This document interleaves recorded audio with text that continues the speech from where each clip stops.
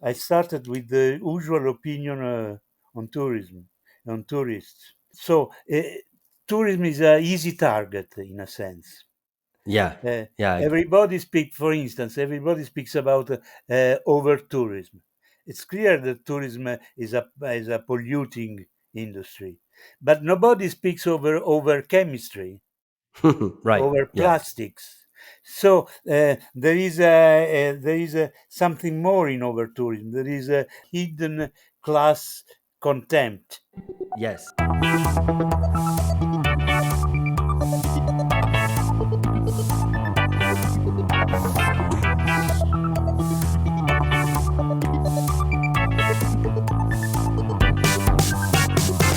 Milan ou Tripoli, Vilnius ou Benghazi, Paris, Moscou, on fait le boonga, boonga.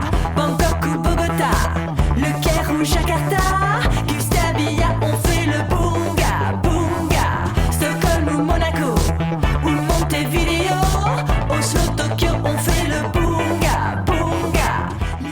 Hello, everyone. Welcome back to BungaCast, the global politics podcast at the end of history. My name is Alex Hochuli in São Paulo, Brazil, and this podcast today is also George Hoare in London.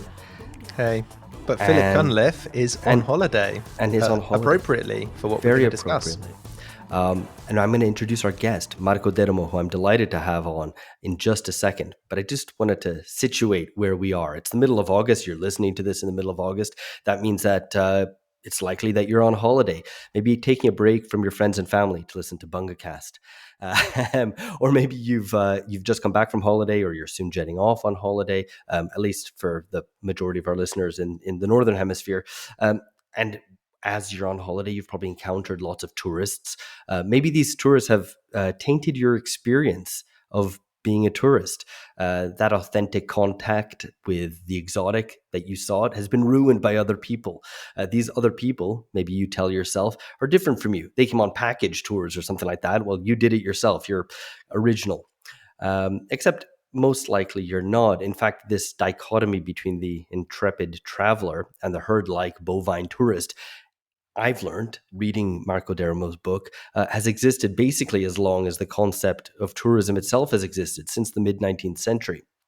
Uh, but something seems to have changed. Tourism's exploded. You've probably noticed this, obviously, if you live in cities like London or New York or Melbourne or Stockholm. And I'm just citing the cities which have the largest numbers of BungaCast listeners. But it's even more so the case if you live in Paris or Rome or Barcelona. I cite that last one because it's been the site of increasing tensions over tourism, with the center overrun, housing all being turned into Airbnbs, prices increasing, and so on.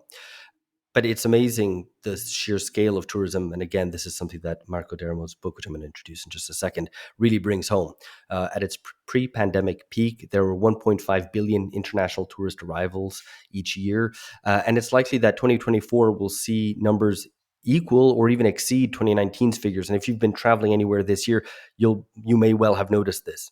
Certainly how 2024 looks different and much more full than 2022 did. Tourism's worth $9 trillion, or over 10% of global GDP. So as Marco notes in his book, we view tourism as a kind of postmodern frill, as superstructural rather than foundational. But the truth is that tourism is the most important industry of the century. And that's quite a claim. I was struck by it, and I actually have ultimately been convinced by it reading the book. So, Marco, a huge welcome. Let me introduce Thank you. Marco. He's a veteran Italian journalist who writes exceptionally widely on a range of issues. I've enjoyed his writing for a number of years, particularly in English in the New Left Review and its blog Sidecar. And you can find in the show notes some links to recent pieces. He also writes for Il Manifesto, a famous left-wing daily in Italy. Marco initially studied physics before moving to sociology and studied under Pierre Bourdieu, and is the author of a number of books. I'm not going to cite them all. I'm just going to cite ones which have been translated into English. There's The Pig and the Skyscraper, Chicago, A History of Our Future. Masters, The Invisible War of the Powerful Against Their Subjects, which is his most recent book, and we're going to discuss that in the latter half of this show. And then finally, The World in a Selfie, an Inquiry into the Tourist Age, which I'm holding up here for those of you watching on video. We're going to focus on this last book first. Then we're going to move on to talk a bit about migration and then on to Masters, this book about the neoliberal revolution from above. Marco, welcome. Thank you. So Nice. I think I find the world in a selfie is an incredibly rich book. It kind of exceeds by quite a bit what it proposes to be about. It's a history of tourism. It's also a statement about the role that tourism plays socially and economically today. It's kind of a critique of the heritage industry, of multicultural ideology, of authenticity, but also seems to find its way towards a defense of tourism and an attempt to properly situate what tourism means within modernity. So the book came out already a little while ago, came out in Italian in 2017, I believe. Yeah. And it received an English translation. It came out in 2021 with a translation from a friend of the podcast, David Broder. Marco, to get things started, I wanted to situate this, if we can, in a very contemporary issue. Things are obviously you're calling us from Rome. Things are slowing down or even shut down now in August in Italy. But there's a conflict ongoing about tourism now, isn't there? About who gets to run and rent out bars and rent out umbrellas and loungers on Italian beaches. So the Financial Times reported on this last week, saying, for years, pressure from Brussels has been mounting on Italy to revoke its 30,000 beach management concessions, granted decades ago for a mere pittance, and to relocate them or reallocate them through a competitive bidding process. So, if you could tell us what's going on there, how big of an issue is this in Italy right now? Oh, it is a long term issue. We speak about this issue since 20 or 30 years, because at the beginning all the beaches were free, uh, because it looked like the right to the sea was a right guaranteed to everybody in Italy.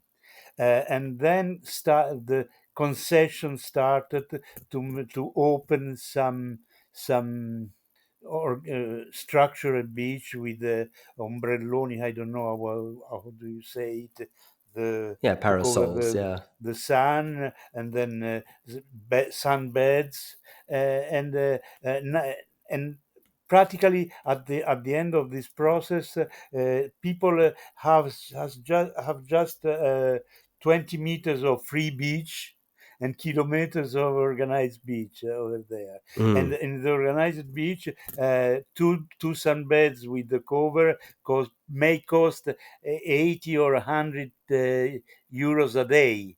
So it is always the same thing. There is always the push to remake every item of the modernity a class privilege. So Mm. uh, travel was for everybody. Now you have to limit travel. School was for everybody. You have to make school. There is a general process to to to to come back from some of the 200 years conquest of our society, because you have to remember that tourism did not fall from the sky. Tourism is a product, is a social product. It is a social product of two main revolutions. One revolution is the technical revolution. So the transportation, steams, cars, airplanes, all these technical revolution made the travel cheap and fast and easy, because you have to remember that before this technical revolution, to travel was to risk the death, risk to die. Mm. Right. Yeah, when people lived, everybody was anxious. Uh, as somebody told in the 19th century, the steamship, the steamer has made the ocean as a small lake. uh, and then there was a second revolution, because the first revolution made easy the travel, but there were no travelers. The second revolution is a social revolution, and it was hardly fought, hardly conquered, and it was the revolution. I was thinking to that when we were speaking, because you spoke about holidays. this concept this didn't exist in this 18th century. This concept can exist only after 200 years of social struggle, very strong, very hard, and the conquest was free paid time. For the first Hmm. time in the history, you had free paid time. So people was paid even if people didn't work. So so now when you look at the tourists, and probably 99% of the tourists are or in paid holidays or in pension, so always free paid time. So was a great social conquest. So if you want to stop tourism, you have to uh, cancel holidays or to cancel pensions. This is all the critics about the over tourism have a anti-democratic thing. In Barcelona, in Venice, they would like very much to have 3,000 billionaire tourists a year, and not Right. 2 billion poor tourists. So they would like to get the money without the people, and that's why that's what they are trying to do. But for instance, I don't like the Catalans for many reasons, because Catalans are like in Italy is the European translation of the Southern Strategy in the United States. The Southern Strategy was that the rich white people don't want to pay for poor black people in the United States. So, and the Catalans have to do the same with the Andalusian people. And Yeah. Barcelona, they did everything they could to get tourism. They organized the Olympics. They sponsored the Erasmus program. They made everything they could to get tourism. They became rich with tourism, and now they spit on their soup. Right. I mean, obviously, the reality is, nevertheless, that the numbers of tourists continue to increase. That it's this massive industry. And one of the things that I found very interesting in the book is the way that you describe it as effectively heavy industry. These are like, and this is Of most course. exemplified by Las Vegas, actually, where there it's you have. I mean, I don't have the numbers in front of me, but hundreds of thousands of workers working in the hotels, restaurants, casinos, and all the associated Yes. areas that serve tourists, including people who come for pure leisure or people who come for conferences and also enjoy themselves. That basically, this is one of the rare cases nowadays where you have what is effectively a massive factory with loads of workers all together. And as a consequence, are unionized, and it's one of the more kind of relevant and powerful unions, the Culinary Workers Union there. But I draw attention to that because I wanted you perhaps to talk a little bit about the way that tourism is an industry today, and the way that in Yeah, certain tourism is cities it's become the absolutely only industry. no. It's something different. It's an industry that gets started all other industries. We saw it. You said that I published this book in 2017, but actually I published another edition of this book in 2022, uh, after the COVID. And the subtitle of this new edition was World in a Selfie, an inquiry on the tourism age from Mark Twain to COVID 19. Because in a certain sense, COVID vindicated what I was saying. When tourism stopped with the COVID, all the economic activity stopped everywhere. Because if you don't have tourism, you don't have airplanes. You don't need to build airplanes. You don't need to build cars. You don't need to build new hotels and new buildings. So all the heavy industries of the world are, in a certain sense, nourished by the tourism, and the tourism get them started. So, in this sense, tourism is an over-polluting activity because it creates all the pollution of the other industries. It creates the pollution of airplanes, creates the pollution of cars, and so on. So, but uh, what why don't you speak about too many people on the roads? Because there is no an overcar in the society. What I'm saying is that we have to distinguish tourism from tourists.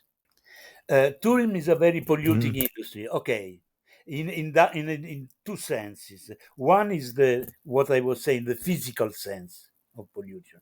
The other is the social sense of pollution. But there are a lot of other industries which are polluting. For instance, we see that tourism is emptying the cities from their inhabitants, but so does the financial district. Right. All the cities which are financial districts are empty from their inhabitants, but nobody speaks about overfinancing. Because I have the feeling that we take on with the tourism because it's the small brother, the small weak brother, because we don't have the strength to take on with the big brother, which is capitalism. So everything we are accusing on tourism is a feature of capitalism, not of tourism. And this is the first point. The second point is that accusing tourists of all the problems of tourism is like accusing blue collar workers about the problems of industry. So there is Yeah. a class contempt in tourism, because Mm. because if there were just one tourist, he would be not a tourist, he would be a traveler. In order to have tourism, you have to have a mass. And when Mm. you say, and so we are in the situation that everybody of us, I say always, we are all tourists who contempt tourists, Yeah. because we despise tourists. We are tourists who despise tourists. This is the point. Because why we despise tourists? Because we don't want to be part of the mass. We don't recognize ourselves as part of the mass. Wrongly, because we are part of the mass, but we don't want to be. We want to be unique. Mm. We are not part of the mass. So this is the first point. The second point is that if you have just three ways to limit tourism. One way is like COVID, or like East Germany. You stop people from moving. The second way is making travel and holidays too expensive for everybody and to come back to the grand tour of the aristocracy. The third way is to cancel free holidays, and paid pensions. Don't have any other way to stop touring, because why? And that's the point. Because if you have holidays and free time, what do you do? Crosswords? How do you spend your free time? There is Yeah. another way to spend free time better than travel and visit and meet new people and have new food. You have to compare the different investment of your time.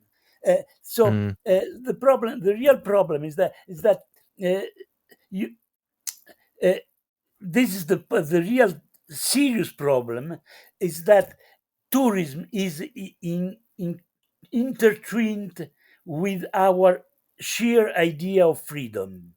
But the problem is that Mm. this idea of freedom is consuming the world.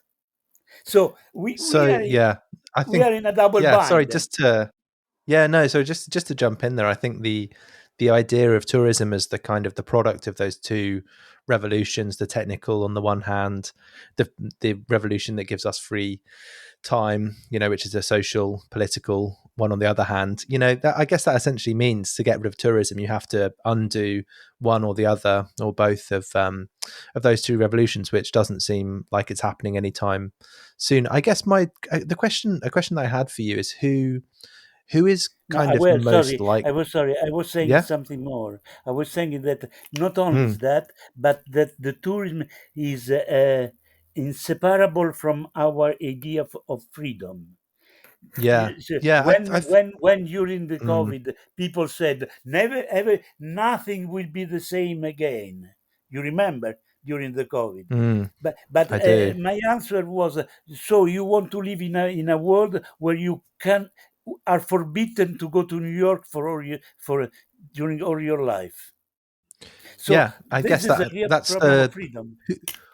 so if it is a kind of a question of freedom, and that's, that obviously resonates with me. I think probably like all of our listeners, and in fact I don't know many people who don't like traveling, like tourism, with of course that kind of ambivalence where you're always looking for the perfect situation where you're the only one there, you have the most authentic experience. If you hear someone else speaking the same language as you kind of, it breaks the illusion a little bit. I guess my question then is who is most likely, or who has been most likely to kind of um, protest or kind of oppose tourism? Is it simply driven by that kind of class contempt that you talked about, or is there a more complex dynamic? Is there kind of different interests who might be more in favor of tourism, hospitality, and then others who might be more against? Or does it all ultimately stem from, as you were saying, that class contempt of the tourist, that figure that we see ourselves in? You know, uh, tourism is such a big industry, but the problem is there are two problems. One problem is that most often uh, tourism benefits to people who don't live in tourist places, and doesn't benefit to people who live in tourist places. So there is a split in the benefits of tourism, and it is um, uh, asymmetry that creates the discontent. First of all, second of all, there is a problem of Mm, perception. You know that, for instance, uh,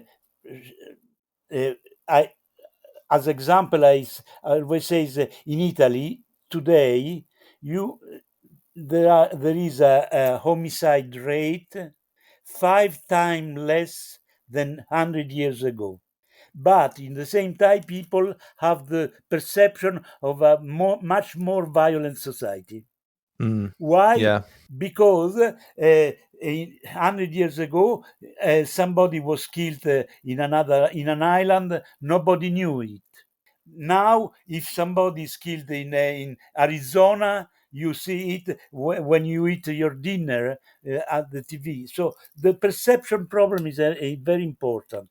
Uh, in the case of tourism, there are a lot of people who benefit from tourists in an indirect way.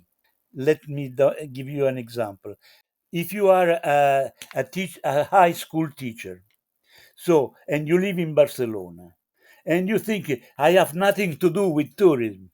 Tourism is just a noise, a problem. It makes everything more expensive. I don't find any house and so on. The problem is your pupils probably are children of people who works in the tourist industry. So, if the tourist industry disappears, so disappear your children, and your pupils, and so your class will be closed. But you don't see it immediately. You don't see Mm, the complexity of and if in Spain tourism is 14% of GDP, and in Barcelona I think is much more than that. You think that when there was COVID, everybody was crying about the absence of tourists. Do you remember it? Ah, there are no mm. tourists. There are no tourists. Uh, uh, With so yeah. this is the first point. The second point is that the tourism is a substitution industry most of the time. So uh, the classical example is Venice. When Venice was the world capital of trade, they didn't need tourism. But when they started to decline in the 16th century, because the Atlantic routes were open, uh, and Venice declined as a trade power, they started with tourism. They, what they did, they made their carnival longer and longer. At the end of the 17th century, the Venetian carnival was 6 months long because it was a state industry. There Wow. was a ministry for the carnival in Venice because it was like the Rio Carnival. People came to Venice to get uh, culture, beautiful art works, and fucking, essentially. Yeah. Easy fucking. So exactly like in Rio Well, it's like during the the carnival in carnival, Brazil, except without the artwork. Yeah, except for the art. Yeah. But this was the point. So Rotterdam, you see it by the port cities in the world. The I wrote a text some years ago about the container revolution. From the urbanistic point of view, the container revolution has made an incredible revolution because the container ports are too big to be situated near the cities. So they are the biggest English port is on the east coast somewhere, but the big cities. So the container revolution made that the first time in the human history, the big seaside cities don't have a port. So yeah. historically, a seaside city was a port. Marseille was a Mm. port, Venice was But, a port, Amsterdam was a port, New York was a mm. port. Now they are no more. So they have a problem. What to do with the ancient ports? In Rotterdam, Tourism. the ships are too big to get in the ancient port. And all these cities, all, there is no exception, have transformed their port in a touristic attraction, in a waterfront, in a pier. So you see that, for instance, in Liverpool, it was the capital of the slave trade. Because they sold arms and iron in Africa, and they bought slaves. They brought the slaves in America. They sold the slaves, and they bought cacao, coffee, cotton, and they came back to Liverpool. So they don't have no more slaves. They will have no more port. What they did a waterfront with a museum of slavery. Yeah, no, exactly. Yeah, no, that's a perfect example, really, of the way that tourism substitutes for other industries. Nevertheless, tourism does transform a city in a way which, well, maybe in a way that other industries do, but we don't think about them that way. Certainly, in terms of your just regular experience around the city, going to a museum or a restaurant or whatever, tourism has this impact, and it seems, especially in the conclusion of the book, you note, I think, something along the lines of, your initial interest in writing about tourism, writing a book about tourism, was about the way it transforms the tourist city. And I think this is probably no surprise, given that you are from and live in Rome, which is a city which is hugely impacted, visibly impacted by tourism. But I like that you also mention it in a passage, São Paulo, where I live, which has many visitors, but it's so large, you don't actually notice the impact of tourism on it, even if the absolute numbers are comparable to somewhere else. This isn't the case for Rome anymore, and it's certainly not the case for somewhere like Venice or Dubrovnik or Bruges, cities which become overwhelmed in some sense by tourism, or certainly receive so many tourists that they become transformed. So you discuss this notion of a threshold, and I wondered if you could tell us a little bit more about this. What do you understand as being the threshold for a city that no longer is a city that moves according to its own rhythms and dynamics, but becomes something else, becomes a place that exists for tourists? You already answered to your question because you you know the problem for a tourist city is not tourism. Uh, Paris and London are the biggest tourist cities in the world, with most tourists than any other cities. See, but in Paris and London there are many other things. There are universities, there are TV, there is show business, there is finance, there is creation, there is a lot of things. So tourism is just one of them. And so the people can live because tourists in London are just in West End Soho, and in Paris are Quartier Latin and Marais, and the rest of the city is unaffected. So the problem is that then the tourists become the only industry of the city. That's the problem.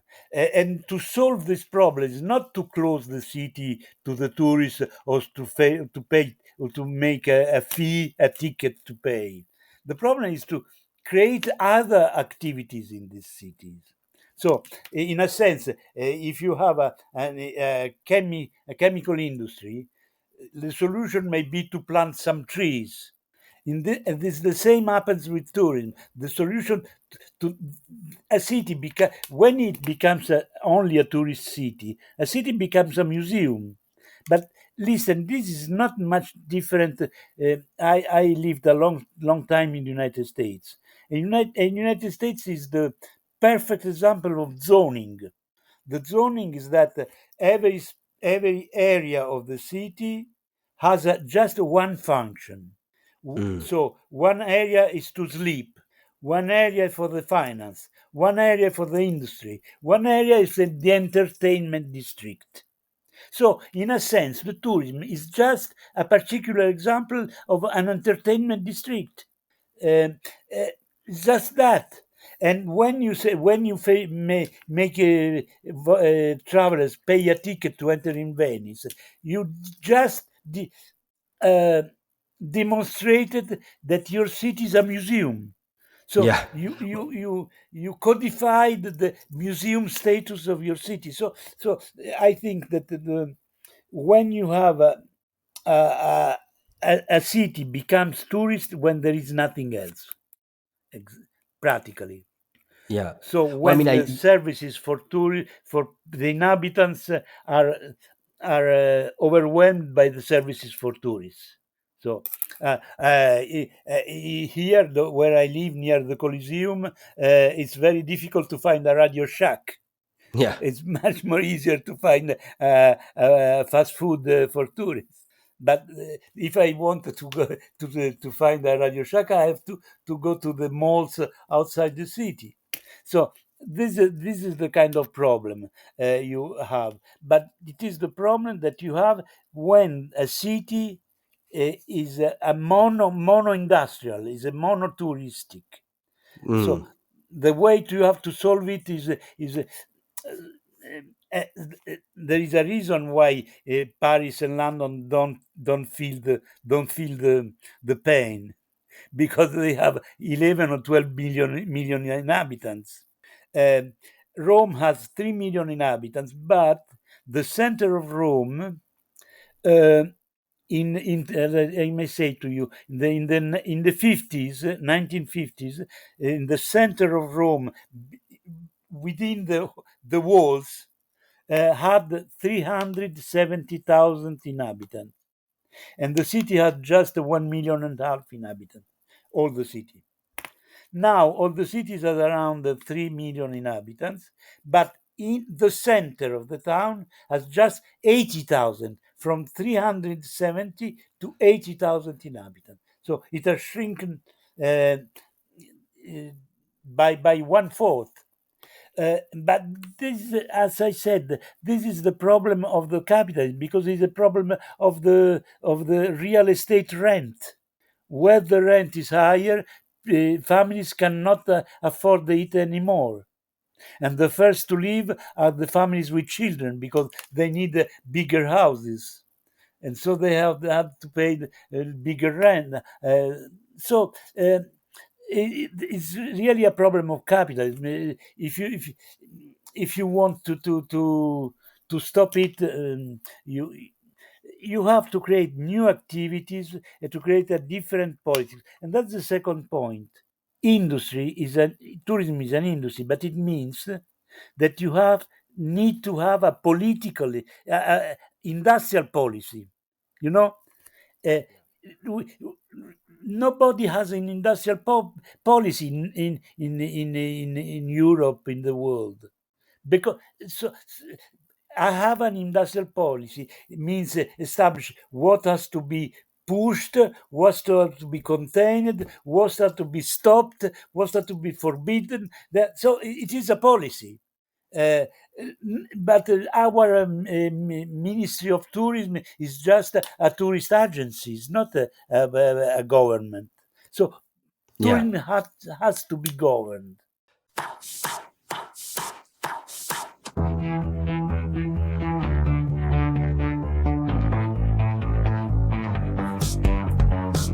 So this brings us on to the question of preservation and conservation.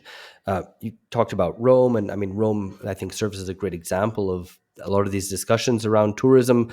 In part because it's probably been the city which has for the longest period of time been the object of tourism. As you know, religious pilgrimages were probably the kind of original form of tourism, and it's actually a form of tourism which continues today. Now, a lot of people visiting the center of Rome, the historic center, the ruins, the museums, all the rest, that doesn't necessarily present a problem for preservation. I mean, there needs to be work done to maintain all of this, but nevertheless, adding more people, it means that the thing still kind of holds together. But there obviously are other places where over tourism might destroy what is actually there. You Yeah, know that. I'm trying to think of an example now, but if everybody wants to go to a kind of beautiful seaside and it becomes overrun with people and it starts to erode the the landscape, etc. Right? Issues like this. So that brings in the kind of desire to preserve this as heritage. And one of the interesting chapters in the book that actually just directly follows your chapter on the tourist city is about UNESCO.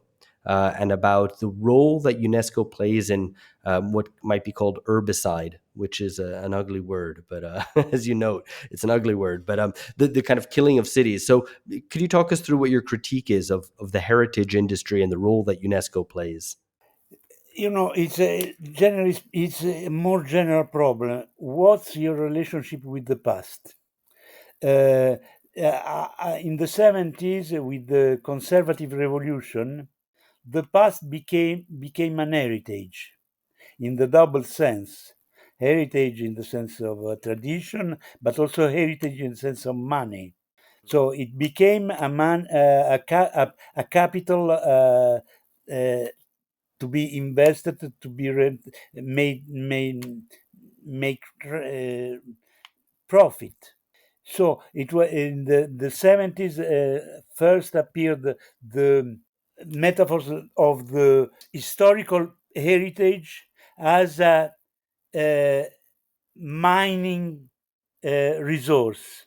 So there is for a carbon resource or oil resource. So it is a resource of the past. The fossils are just that. They were forests in million years, and then we can earn something from this past. So in the 70s, this idea that the past was a resource to exploit. That's the point. And then the UNESCO was born. The UNESCO Heritage Program was born, and it's not by. I quote the fact that in the 70s, 80s, there was a huge boom in United Kingdom of museums with the Thatcherism and with the heritage, and the Heritage Foundation in the United States is the most conservative foundation in the States. Right. So because the heritage had this double meaning that that and this is the first point. The second point is that, okay, you want to preserve the past. Okay, now I suppose that people, human being, will continue in the next 3,000 years to produce artworks, to produce beautiful buildings, to produce incredible cities. You can imagine a moment where the Bezos dream will be true, that we all will have to live in space stations because the Earth will become a national park preserved. Uh, so, or we will be living on the moon. But the problem is that if everything has to be preserved, You can't change. The monument I like the more in Rome is the theater of Marcellus. Is an ancient Roman theater of the first century after Christ, but the theater is in the same time a mansion of a middle-aged noble family, and then it is a Renaissance palace. So it is the history in the same time. The different layers which live. I love, for instance, the Renaissance mansions who are occupied by university courses in Italy. Or so the past has to be used to be to Mm. be. If you make it a museum, you kill it. You make Yeah. the city a huge museum, and you destroy the social relationship. I mean, When that's what's I happening with, will with cities which are highly Venice, touristed for instance. themselves, right? Yeah. No, but uh, Venice was a dead city at the end of the 19th century because the real port was in Trieste. So it was a dead city, and nothing was happening over there. And they, when I go to speak about tourism there, they always, we Italians, we are very, we complain every time. We are complaining people, and so they say, we when there was no tourism, we were 150,000, and now we are just 50,000. And I always answer, and if there were no tourism, you were 3,000, because there is nothing to do in Venice. You kill yourself by boring, because it's so beautiful for 2 days, but after that you have to go to Milan. And in fact, they tried to put an university in Venice, but the professors go to Venice just to give a course and come back to Milan. And the students don't live in Venice because it's too expensive and there is nothing to do at the night.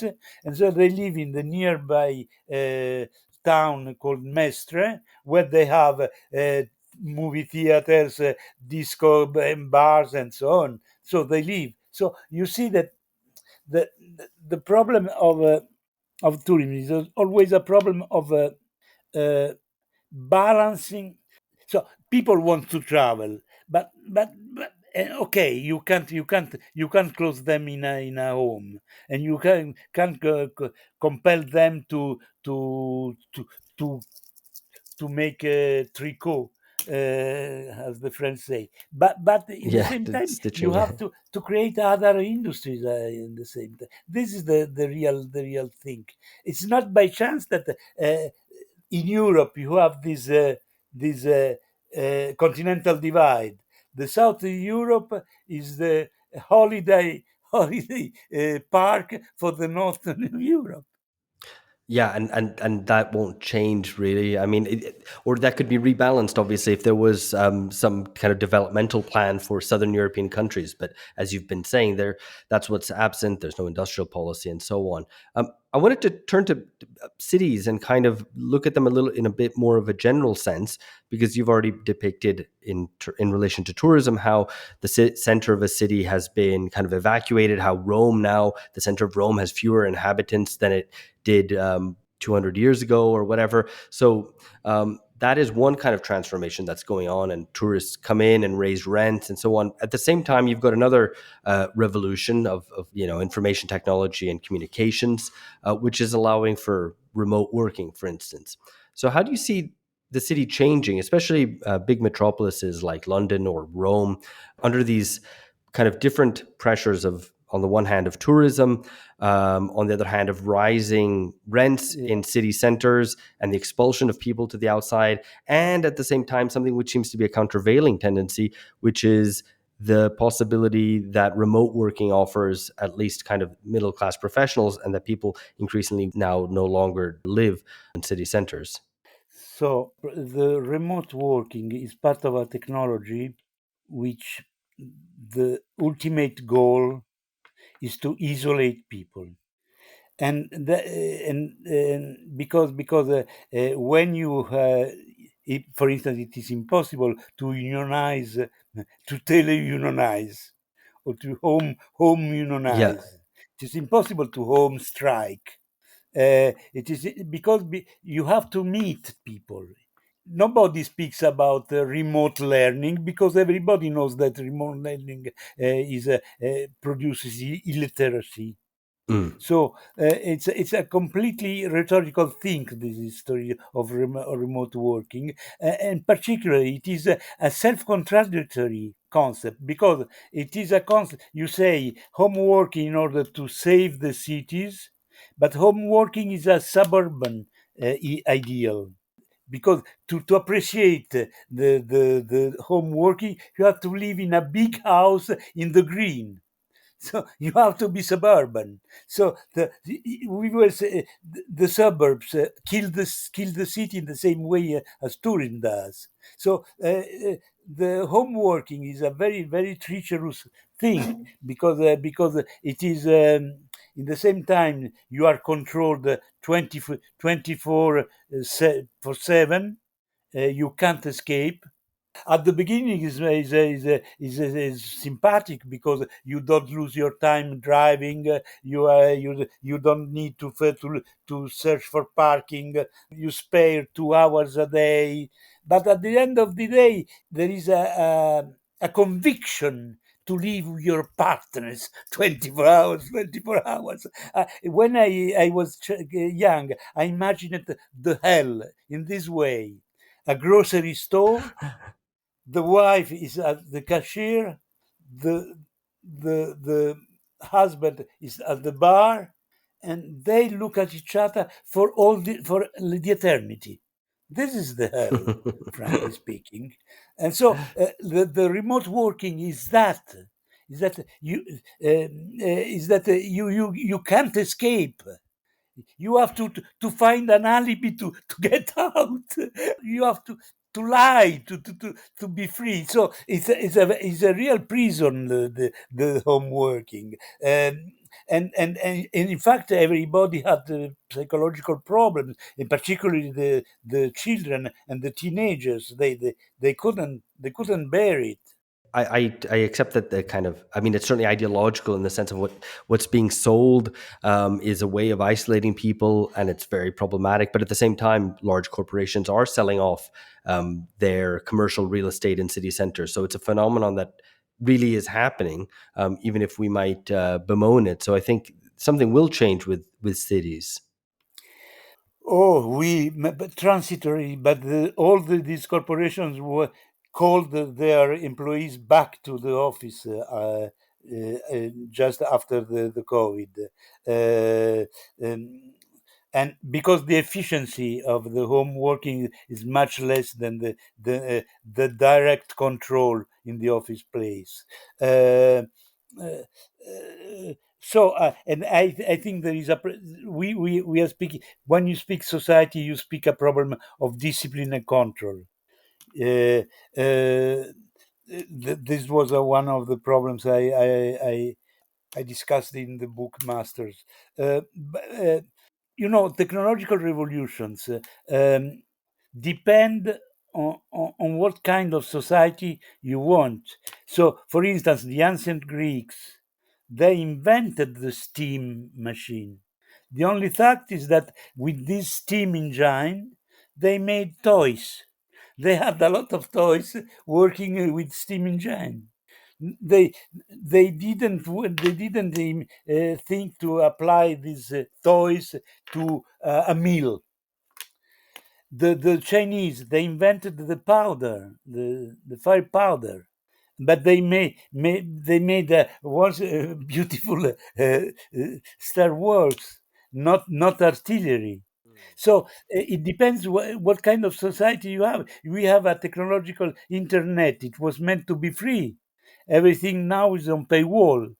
It was meant to be connecting the freedom, and now you have it's a tool of control actually.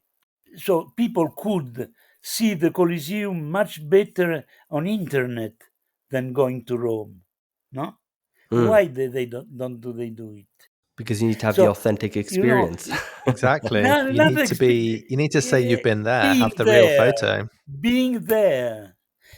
There was a wonderful advertisement in La Tocha station in Madrid, and said there are so many reasons for traveling. For instance, traveling.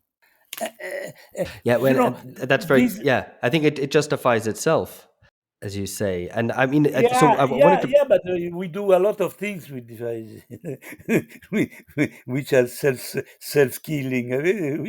Well, Our life is made in this way, but you don't stop drinking caipirinha because you know that it is bad for your health. indeed, very much not.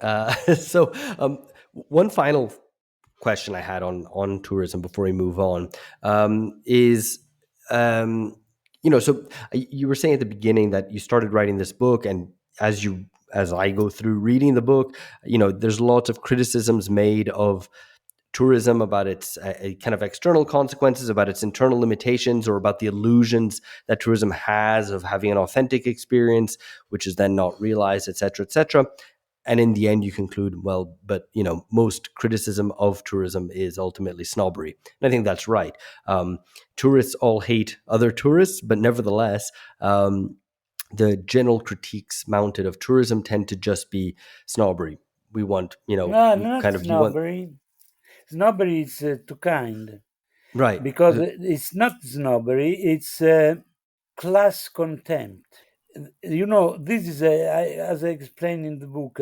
There is a sort of following up of social classes.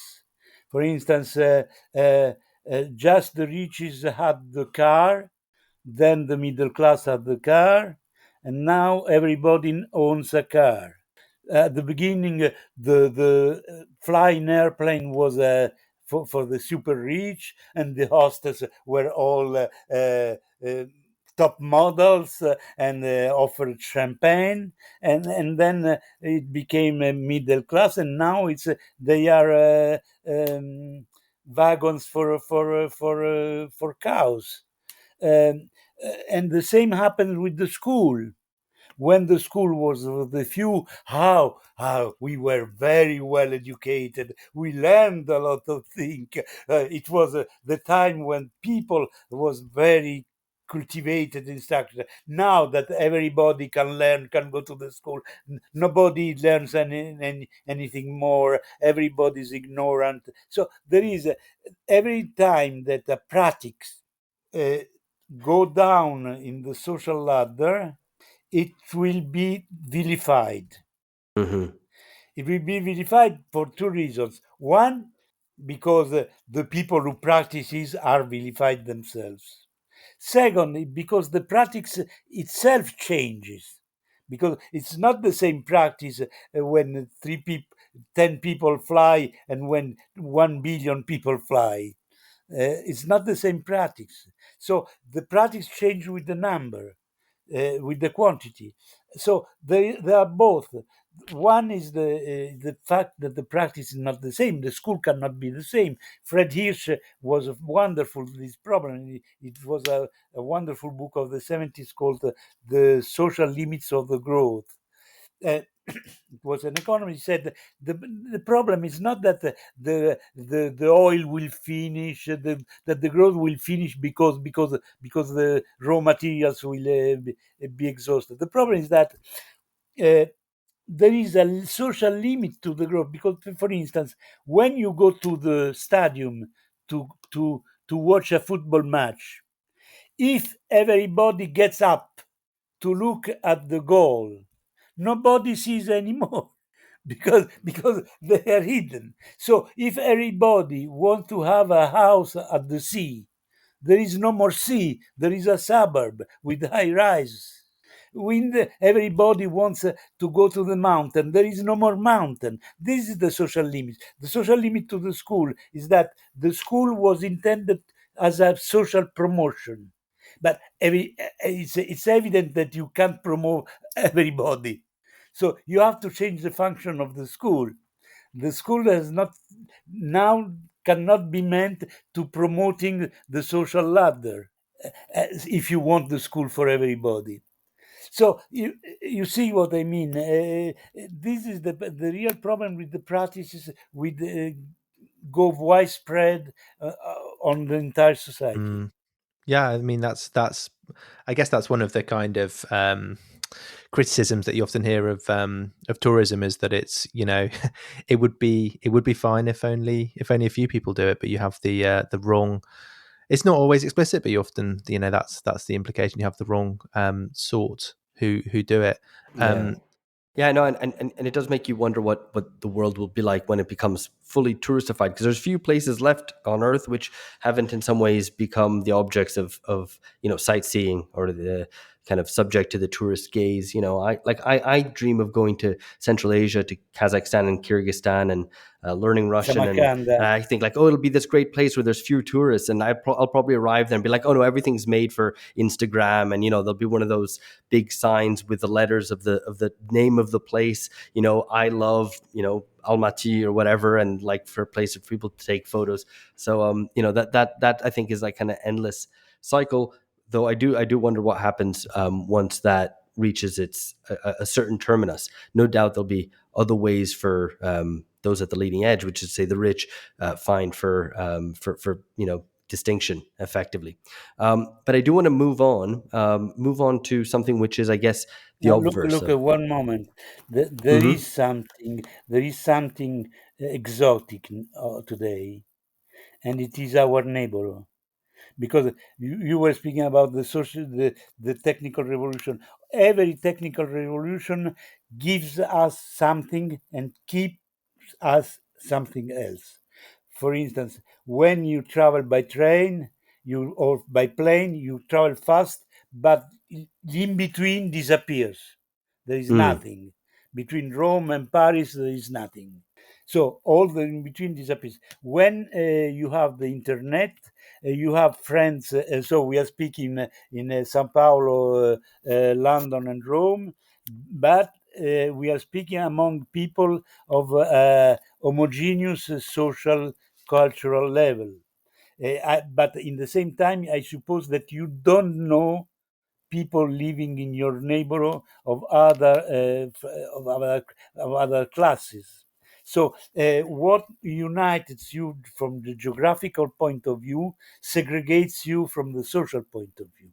And in the Mm. same time, our knowledge of the world in this technological way has become a leopard knowledge.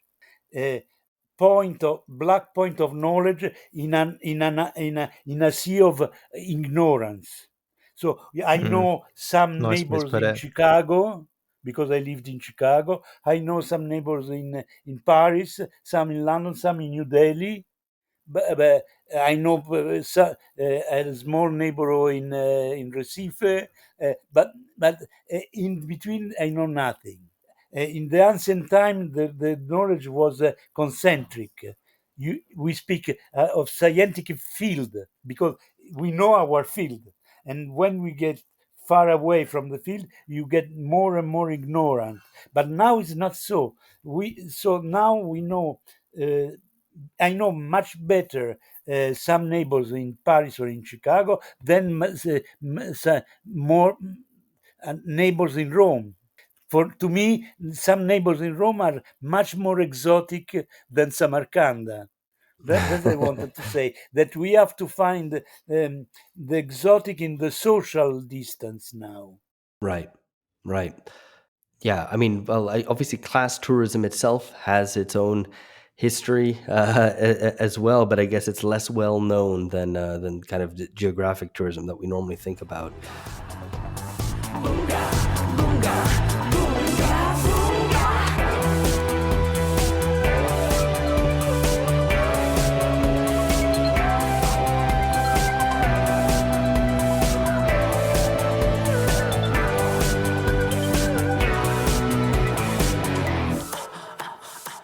To talk about kind of encounters in this way, I think it suggests what is the obverse of tourism, effectively movement of people across space for voluntary reasons, which is migration. And I want to quote from the book, from your book, The World in a Selfie, because I think it's quite neatly put. A specter is circling, avoided by all the discourses on tourism, the migrant. This is relevant not only because, in the first instance, the migrant and the tourist are the two complementary, symmetrical faces of modern travel. The tourist is the foreigner that the native serves, while the migrant is the foreigner who comes to serve the natives. Here, one might add, are two reviled incarnations of otherness, each hated by one side of the political spectrum. For the right, the other whom it is legitimate to hate is the immigrant. For the left, racism against the other manifests itself as the derision of tourists. I think that's quite neatly put. And there's a piece you wrote in Sidecar on migration, which we linked in the show notes, which kind of tries to get at some of these contradictions, at the intractable nature of immigration, and the fact that both sides, left and right, operate on a policy of effectively of hypocrisy. That everyone's a hypocrite on immigration. So maybe you could talk us through this way that migration is subject to a policy of hypocrisy.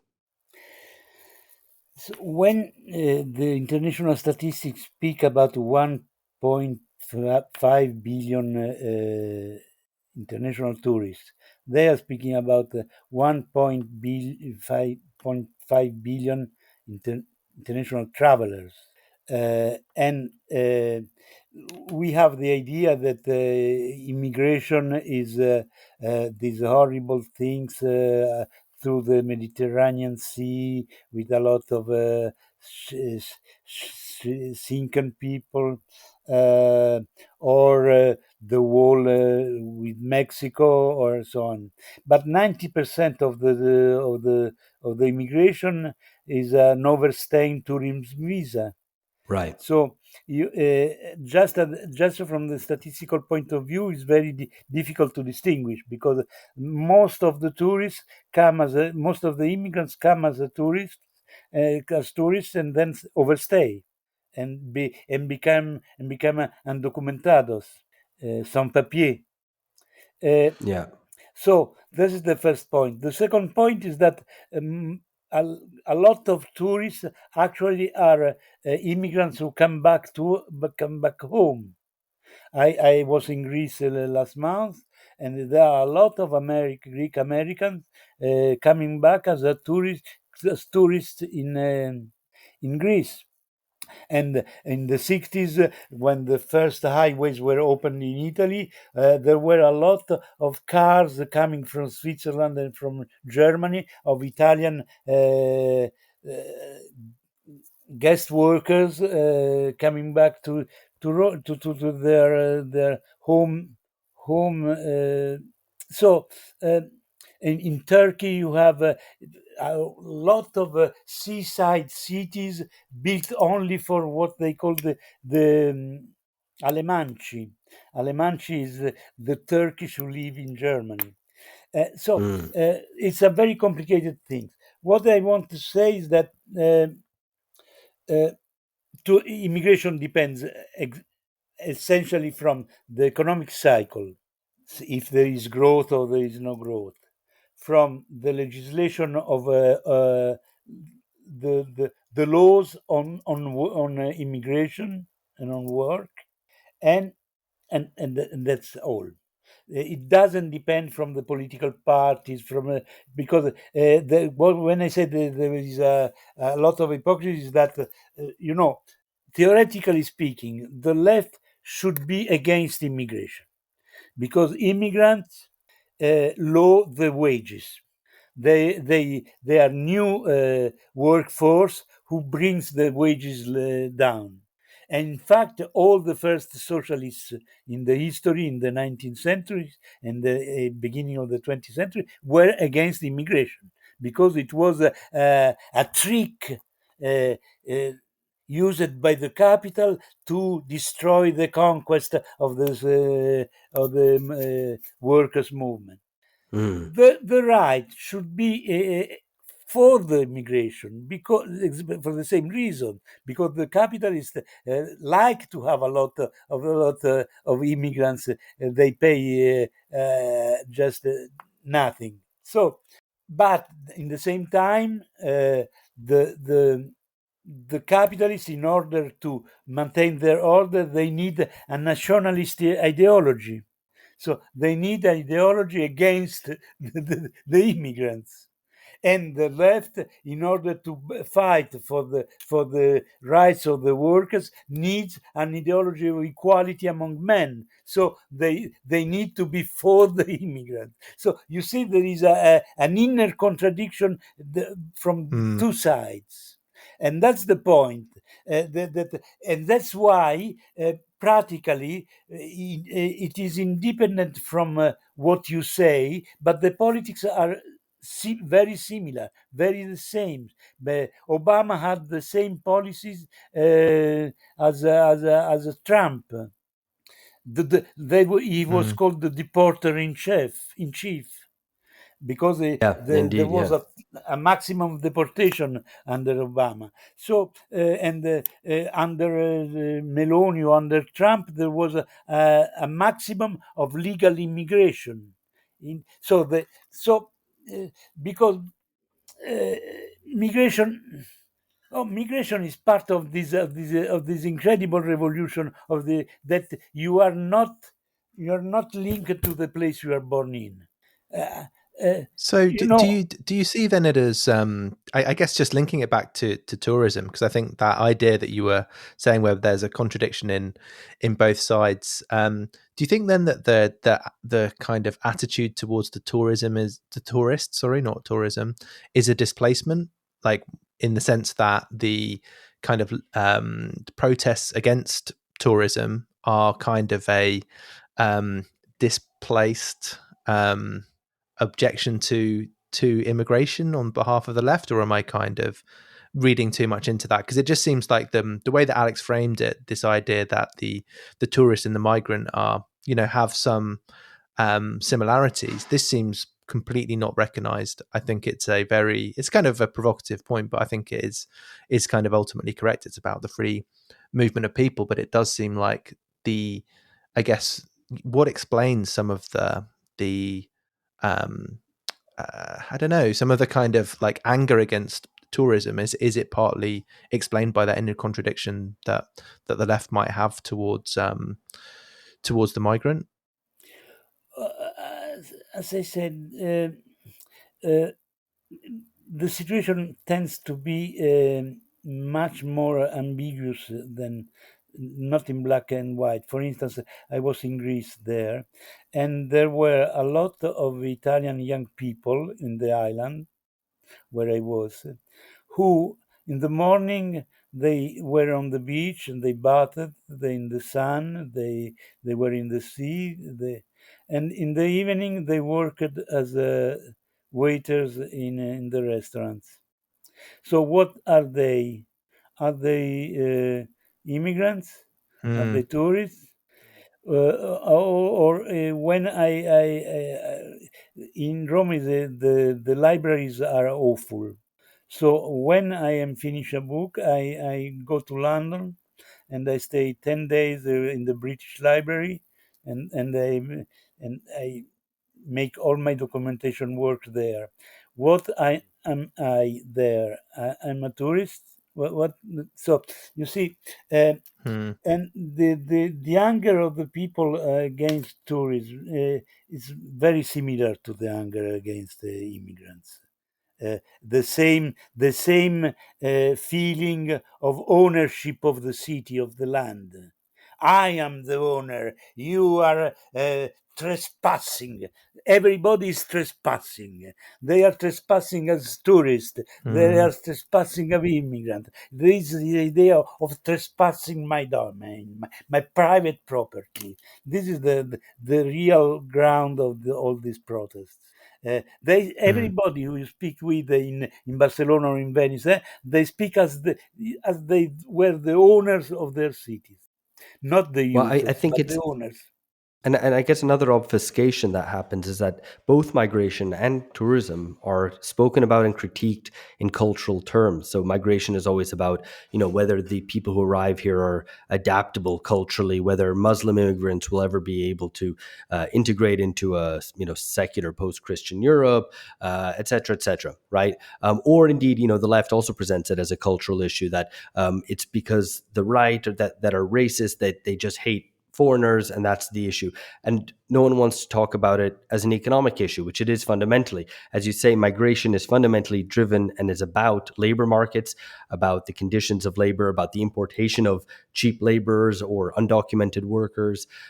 Just as tourism itself is also primarily an economic issue. It's about the way that cities substitute for industry with tourism, with this new industry that's brought in, and so on. And I think that's yeah, I mean, I wonder what your thoughts are on this, because it does seem to me that there's a continual attempt to reframe these matters as cultural matters when they're fundamentally actually economic ones.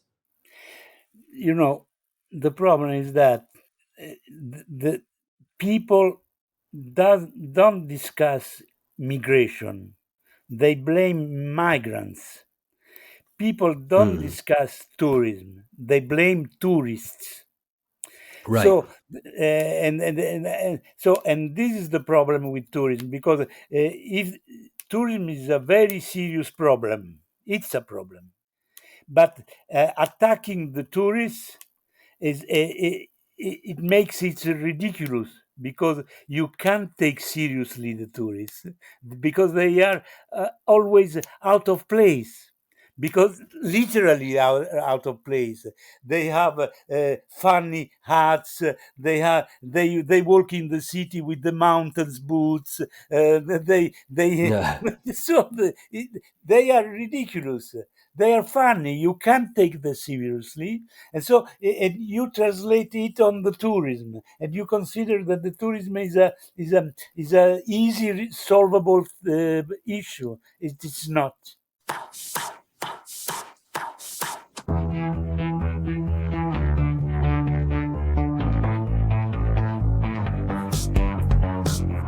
So I wanted to bring this towards a close to talk about your most recent book called Masters, which is about a revolution from above. Can you tell us what your motivation was for writing this book?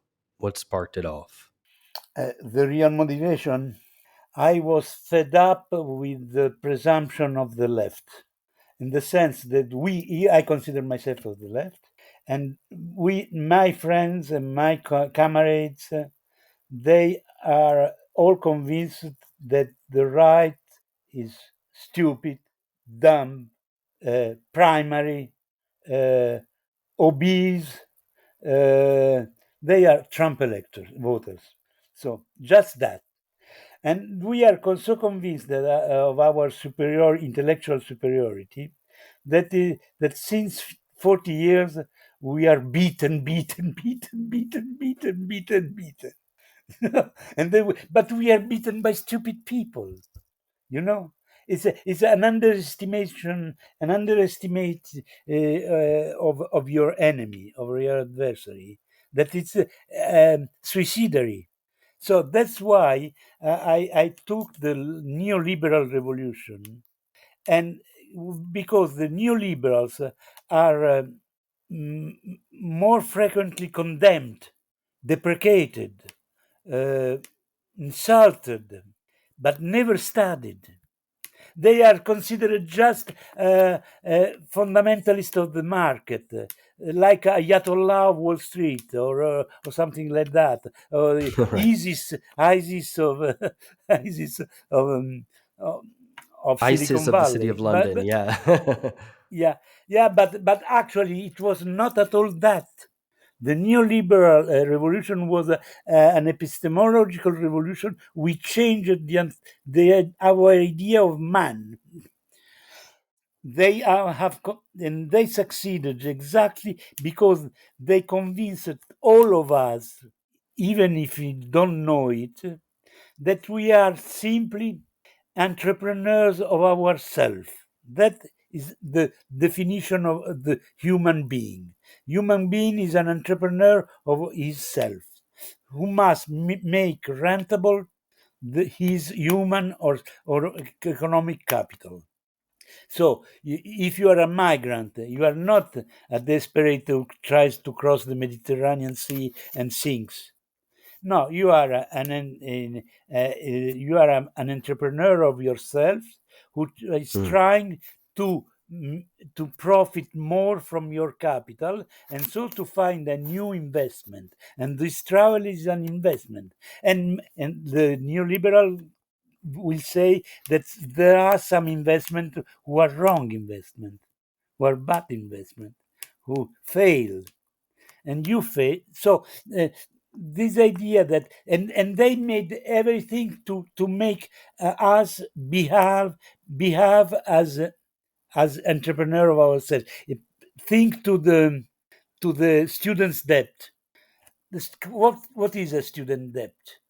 Is something that makes the graduated an entrepreneur of himself for all his life, because he have to mortgage all the money he took for his studies, and so he has to behave as a businessman of himself.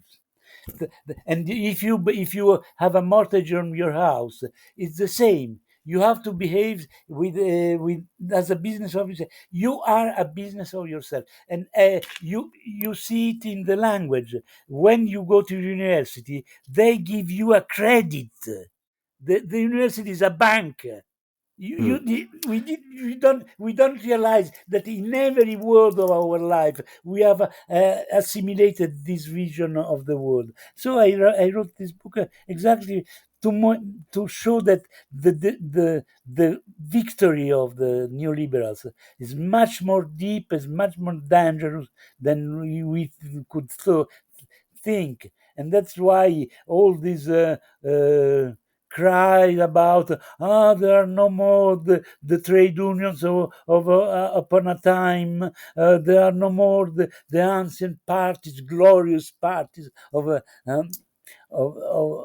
and they are absolutely useless if you don't struggle against this vision of the man.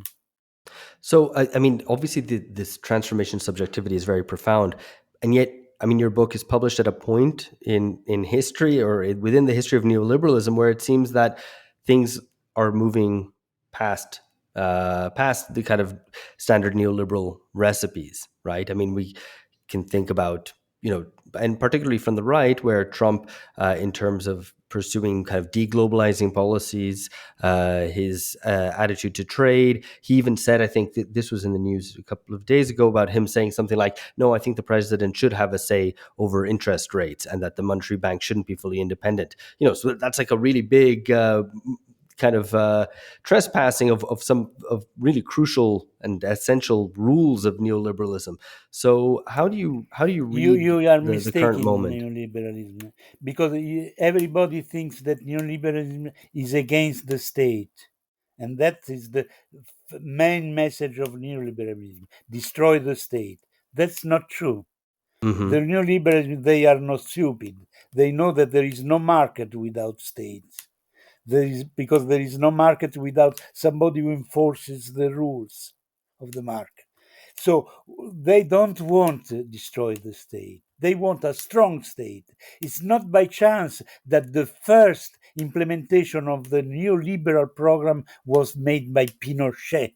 It was not the destruction of the government of the state, Pinochet, but it was a real neoliberal, because they don't want destroying the state. They want a strong state, but a different state, a state who, in the ancient time, the merchants were at the service of the emperor. Now the merchants want an empire which is at the service of the merchant. Yeah. So they want a state, a great state, that a state strong, powerful, but who serves only to as an infrastructure of all the economic enterprises.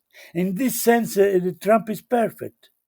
There is no contradiction with neoliberalism. So yeah, I mean, you don't In think the this book, term. I quote Antonin Scalia, who was a neoliberalist judge of the Supreme Court of the United States, who made the coup d'état against Al Gore in 2000. And then he said that the problem with the state is not to destroy it, it to use it smartly. Yeah, I mean, but even so, there is a movement, albeit very halting, towards something like industrial policy, towards, I mean, if you think about Biden's Inflation Reduction Act and the de-risking of investment, these are all kind of policies which run rather against what was neoliberal orthodoxy. That doesn't mean that I think that neoliberalism will disappear tomorrow or that we're going to return to social democracy or anything like that. But there does seem to be movement towards a sort of post neoliberal arrangement. And I wonder, I mean, do you agree with that, or do you think that that we kind of still remain very much within neoliberalism? Certainly, at the level of subjectivity, it does seem that we do. Now, again, I think that you are underestimating what happens. I give you just an example. Keep Peter Thiel. Peter Thiel is the most outspoken theorist of libertarianism absolute. One of his slogans I love a lot is that we have to deliver the capitalists from the oppression by the workers. Right. So, and he is a fan of the bitcoins because it will destroy the last monopoly of the state and so on and so on. Okay, but where takes his money from, Peter Thiel? Peter Thiel is the founder of Palantir. The name is taken from the rings, and Palantir is a control society. Is a society who gives software to the governments to control people, and it earns money by commission from the states, from the governments, from the Israeli states, from United States states, from United Kingdom states, and from the big. So, uh, uh, as you see, these people who are the most libertarian, they think that they can live in New Zealand or and they want to destroy, have a Bitcoin and no more national currency. These people depend on the commission of the states. As you see in the phase of history, when there is a crisis during the COVID, all the neoliberal discourse disappeared. Then it came again, exactly as it happened in 2008. And when there is a war, the neoliberals disappear. But Elon Musk, who says that Kate Starmer is deporting the right wing protesters in the Falkland. Uh, Elon Musk depends on the commission from the United States government for space links from his satellite program. So we have this naive idea of liberalism as anarchists of the market. But they are not. They are capitalists who are fighting class struggles, and they fought this class struggle, and they've won it. Yeah. Because the powerful have always fought a class struggle, but here at the end of the 60s they felt endangered because even parts of the ruling class was acceding to ideas of socialism and so on, and that was very dangerous. The universities were dangerous at the time. So they had to react to that.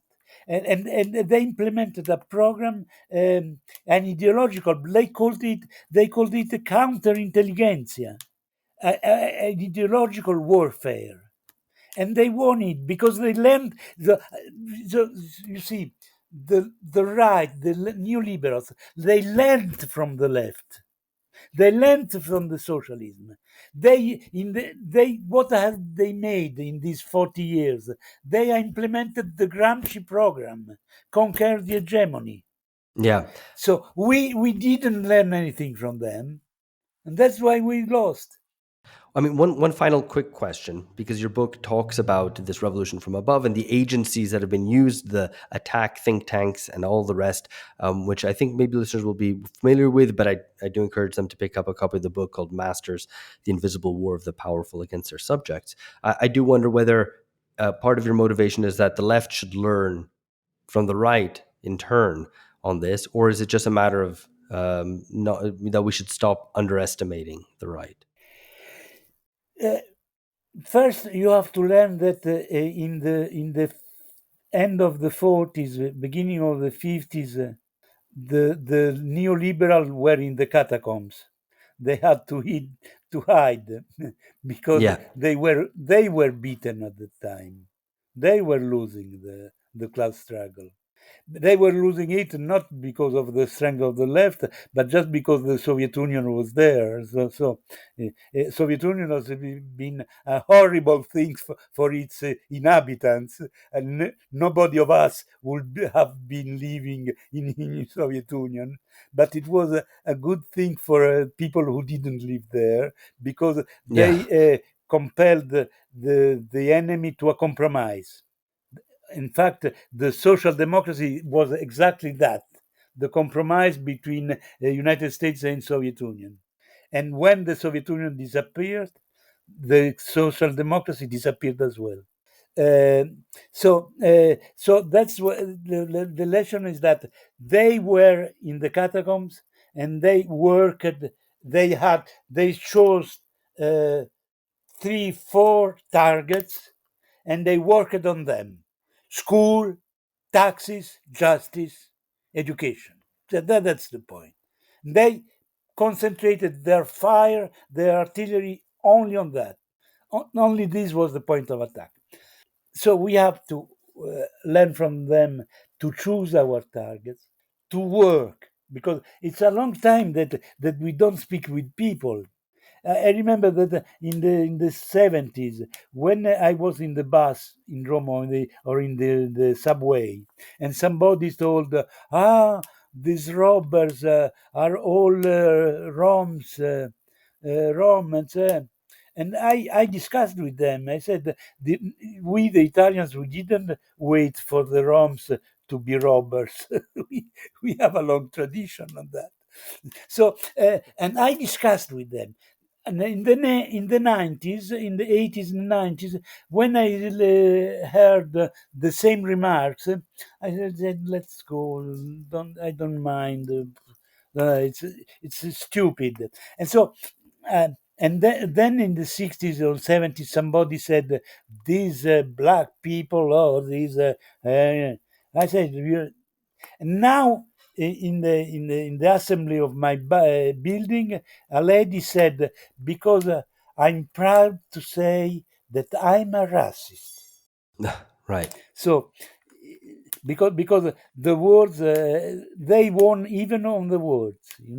You can't win if you don't measure the extent of your defeat. Marco, thank you very much. This has been a delight Thanks to to speak you. with you. And I would like to encourage our listeners once again to pick up a copy of The World in a Selfie, and indeed of Marco's new book, or more recent book, Masters, The Invisible War of the Powerful Against Their Thank you Subjects. to you. Thanks, Marco. Thank you to you.